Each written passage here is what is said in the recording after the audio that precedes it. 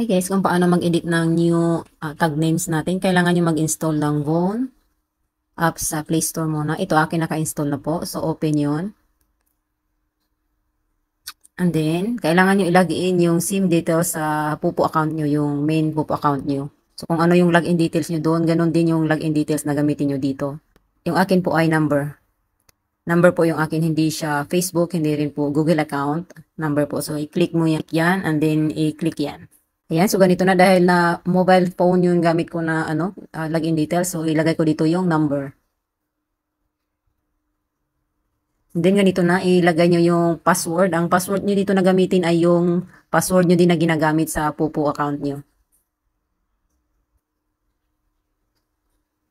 So ito na siya yung pinaka homepage. So kailangan tanda nyo yung login details nyo, lalo na yung password. Kasi pag hindi nyo matandaan yung login details nyo ay hindi kayo makapasok dito. Then click na tayo dito. Then ito na. Na-edit ko na siya kanina ha. So, ipakita ko lang ulit kung paano mag-edit. So, click yung profile. Click dito. And then, click dito. Nickname. And then, kailangan nakopy nyo na yung tag names no galing sa kanina yung ini-edit ni Sir Kiyo sa Messenger. So, nakopy ko na yung akin. I-copy paste nyo lang. Copy. And then, i-paste nyo dito. Then, burahin nyo yan. Halimbawa, old pa to ha. Burahin yan. Hindi ko na siya i-save kasi nagbago na ako kanina lang. I-ano ko lang, i-demo kung paano ko ginawa. So, i-paste. Yung kanina na-copy natin na tag name galing sa Messenger. Paste. So, ayan. Remember, bago nyo i-save, i-check muna kung complete. Ayan siya. Complete naman siya so far. So, i-save nyo na yan. Click save.